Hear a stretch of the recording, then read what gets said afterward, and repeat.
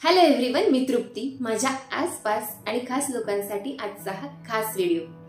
टेक्नॉलॉजीच्या युगात पालकांसमोर मुलांना घडवणं आणि समाजात एक चांगलं व्यक्तिमत्व निर्माण करणं ही पालक म्हणून आपल्यावर खूप मोठी जबाबदारी आहे.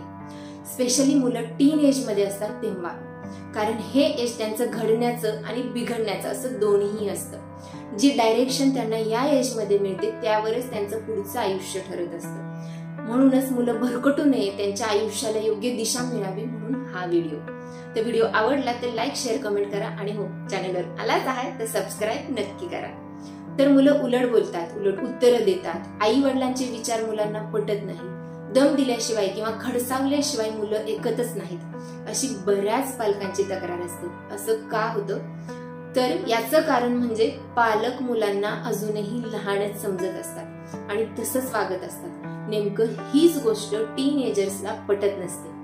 मुलांसोबत आपलं पालकत्वही मोठं व्हायला हवं, कारण मुलांचे विचार, त्यांचे इमोशन्स, त्यांची lifestyle, hormonal changes, physical changes या सगळ्यांसोबत मुलंही डील करत असतात. त्यांच्यावर कोणी जबरदस्ती करू नये असं मुलांना वाटत असतं. त्यांना फ्री लाईफ हवी असते आणि यात बरीच भर म्हणजे पालकांची जबरदस्ती. यामुळे मुलं अजूनच चिडचिडी होतात. हा चिडचिडेपणा पालकांसमोर बाहेर पडतो. जर पालकांनी समजून घेतलं नाही तर त्यांच्या इमोशन्सला ओळखणारं बाहेरचं दुसरं कोणी त्यांच्या आयुष्यात येतं आणि मग लव्ह, अट्रॅक्शन हे सगळं टीन एज मध्ये सुरू होतं. पालकांना कोणाकडून तरी म्हणजे शेजारी बाजारी किंवा स्कूलमधून किंवा इतर कोणाकडून तरी समजतं की तुमचं मूल हे कोणाच्या तरी प्रेमात आहे किंवा अट्रॅक्ट होते, तेव्हा बऱ्याच पालकांना आपल्या मुलांनी खूप मोठा क्राईम केलाय असं वाटत असतं आणि आता फक्त आणि फक्त त्यांना काळ्या पाण्याची शिक्षा हे फिलिंग असते. कारण पालक म्हणून ही सिच्युएशन कशी हँडल करायची याचा कधीच विचार केलेला नसतो. बरेच पालक हे मुलांवरती हावी होतात.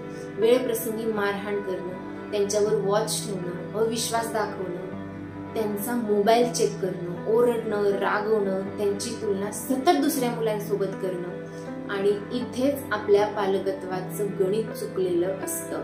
मग या सिच्युएशन मध्ये काय करायचं तर मुलांना समजून घ्या की मुलांच्या वाढीची ही एक स्टेज आहे आणि या स्टेज मध्ये हार्मोनल चेंजेसमुळे अपोजिट जेंडरकडे आकर्षित होणं हे नॅचरल आहे. पण पालक म्हणून योग्य मार्ग दाखवणं आणि त्यांचं करिअर बर्बाद होण्यापासून वाचवणं हेही आपलं काम आहे. यासाठी सगळ्यात आधी पालकांनी आपलं मूल अजूनही लहानच आहे हा विचार सोडून द्या.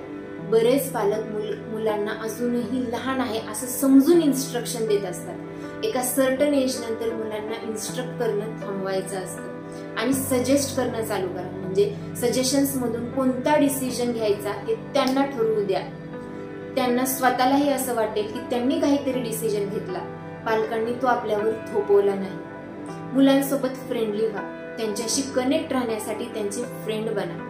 एखाद्या मुलाला कोणीतरी काहीतरी बोललेलं असतं, फ्रेंड्स मध्ये काही इश्यू झालेले असतात किंवा एखादा निगेटिव्ह व्हिडिओ बघितलेला असतो, त्यातून ते मेंटली डिस्टर्ब होत असतात आणि अशा परिस्थितीमध्ये तुम्ही एकमेव व्यक्ती आहात की तुमच्या मुलांना यातून बाहेर काढू शकाल. आणि हे तेव्हाच शक्य होत असते जेव्हा तुमचं मूल तुमच्यासोबत क्लोज असेल, एक सेफ्टी झोन म्हणून तुमच्याकडे बघत असेल, त्याचे सिक्रेट तुमच्यासोबत शेअर करत असेल. आणि हे सगळं होण्यासाठी आणि तुमच्या मुलांशी कनेक्ट होण्यासाठी तुम्हाला मुलांशी मैत्री करावी लागेल. मुलांना त्यांच्या फ्रेंड सोबत कम्पेअर करू नका. टीनएजर्सला फ्रीडम हवं असतं, तर विथ बाउंड्रीज त्यांना फ्रीडम द्या. म्हणजे मित्रांसोबत बाहेर वेळ घालवण्यासाठी फ्रीडम दिलं तर ठरवलेल्या वेळेच्या आधी घरी आलं पाहिजे. या बाउंड्रीज पण सेट करून ठेवा. महत्वाचं म्हणजे मुलांचा रिस्पेक्ट करा. रिस्पेक्ट मिळत नाही म्हणून मुलं फ्रस्ट्रेट असतात आणि अचानक त्यांना कोणीतरी बाहेरचं बोलून जातं की अरे तू खूप भारी आहे किंवा तू सॉलिड आहेस आणि मग इथूनच अट्रॅक्शन वगैरेची सुरुवात होते. तर तो रिस्पेक्ट त्यांना घरातून द्या. मुलांच्या एक्सेस एनर्जीला रिड्यूस करण्यासाठी आणि त्यांचं माइंड डायव्हर्ट करण्यासाठी आउटडोर ऍक्टिव्हिटी, मेडिटेशन किंवा स्पोर्ट ऍक्टिव्हिटीकडे लक्ष द्या. आपल्या मुलांना कसं घडवायचं हे आपल्याच हातात आहे. त्यासाठी थोडं कष्ट घ्यावं लागेल. टीनएजर्सला समजून घेणं हे अवघड आहे, पण अशक्य अजिबात नाही. भेटूयात पुढच्या व्हिडिओमध्ये मुलांना घडवताना या सिरीजमध्ये. तोपर्यंत stay healthy, stay positive and be a best parent of your teens. Thank you.